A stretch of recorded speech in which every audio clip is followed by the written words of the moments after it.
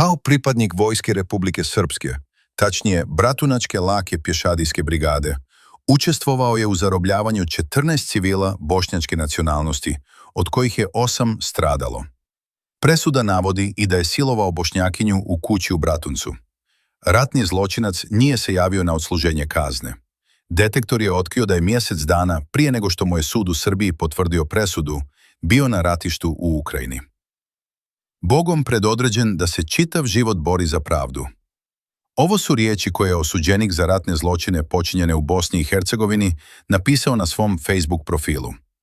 Tekstu je pridružena i fotografija na kojoj pokazuje pušku dok stoji u šumi sa šljemom na glavi, obučen u vojnu uniformu na kojoj je ispisano Oružane snage Rusije.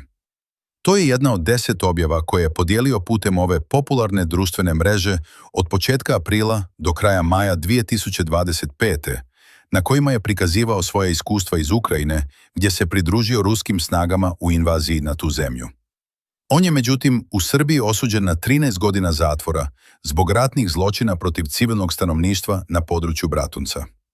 Kako se u presudi navodi, kao pripadnik Vojske Republike Srpske, tačnije Bratunačke lake pješadijske brigade, učestvovao je u zarobljavanju 14 civila bošnjačke nacionalnosti, od kojih je 8 stradalo. Presuda navodi i da je silovao Bošnjakinju u kući u Bratuncu. Istraživanje detektora otkrilo je da je Novak Stjepanović izbjegao služenje zatvorske kazne u Srbiji i pridružio se vojsci Rusije.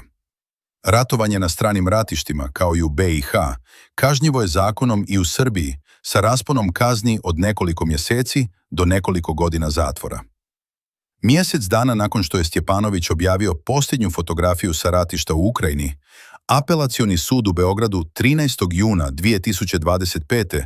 izrekao mu je pravosnažnu presudu zbog ratnih zločina u BiH sa kaznom zatvora od 13 godina. Presuda opisuje da je Stjepanović 20. maja 1992. godine u selu Borkovac šakama i nogama tukao zarobljene civile, uzimao im novac i dragocjenosti, nakon čega je grupa civila odvedena do obližnjeg potoka gdje su ubijeni. Osim toga, navedeni su i detalji seksualnog nasilja koje je Stjepanović počinio nad 19-godišnjakinjom, koja je bila zarobljena u rudniku cinka i olova Sase s porodicom. Sa svojom sestrom i još jednom djevojkom izvedena je iz prostorija rudnika od strane nepoznatih vojnika srpske nacionalnosti i odvedena u nepoznatu kuću u Bratuncu, gdje je sutradan ili nekog narednog dana odvedena u drugu kuću u Bratuncu, gdje ju je Novak Stjepanović u sobi na spratu silovao, stoji u presudi. Prije potvrde apelacionog, Stjepanoviću je osuđujuću presudu donio Viši sud u Beogradu 24. decembra 2024. godine. Iz organizacije Fond za humanitarno pravo iz Beograda, koja je pratila ročišta u tom slučaju, za detektor je potvrđeno da je Stjepanović sisustvovao izricanju presude u decembru.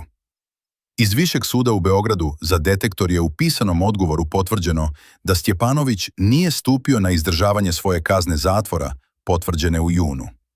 Također se dodaje da mu nije izrečena mjera zabrane napuštanja Srbije. Ista informacija potvrđena je i iz Uprave za izvršenje krivičnih sankcija Ministarstva za pravdu Srbije. Edina Karić iz BiH, koja je svjedočila zločinu silovanja zbog kojeg je Stjepanović osuđen, kaže kako je razočarana u pravosudni sistem u kojem osuđeni za ratne zločine ne idu na služenje kazne. Ne mogu reći ni 1% da im vjerujem više, dodala je Karić. Ona je Stjepanovića identifikovala na fotografijama iz vremena dok je još boravio u Srbiji, te perioda u kojem se javljao sa ratišta u Ukrajini, koje je detektor pronašao tokom istraživanja. Fotografije Stjepanovića sa suđenja nisu javno dostupne i Viši sud u Beogradu nije dostavio detektoru sliku sa suđenja. Stjepanovića su za detektor, sem Edine Karić, identifikovala i 2 nezavisna izvora bliska slučaju. Iako se ne može sa sigurnošću reći kada je Stjepanović otputovao na ratište u Ukrajinu, detektor je analizom fotografija s njegovog profila utvrdio da je prva njegova objava iz te zemlje datirana 8. aprila 2025. Kako se vidi, Stjepanović se slikao ispred statue utemeljitelja Sovjetskog saveza, Vladimira Lenjina, u blizini hotela Donbas Palace u Donjecku, u okupiranom dijelu Ukrajine. Stjepanovićevi prijatelji u komentarima ispod ove fotografije izrazili su mu podršku, a jedan od njih je poručio: Krke, čuvaj Donjeck kao što si čuvao Srebrenicu. Upravo pod tim nadimkom Stjepanović je prepoznat i u optužnici, koju je u novembru 2009. godine potvrdio sud Bosne i Hercegovine, nakon što je 2 godine za njim bila raspisana potjernica. Ova optužnica teretila ga je za zarobljavanje, zlostavljanje i ubistva civila u Bratuncu. Nakon podizanja optužnice, Stjepanović nije bio dostupan pravosudnim institucijama BiH, a 9 godina kasnije potvrđena je nova optužnica protiv njega zbog seksualnog nasilja. Optužnica mu je, posredstvom međunarodne pravne pomoći, uručena u Ljuboviji na teritoriji Srbije.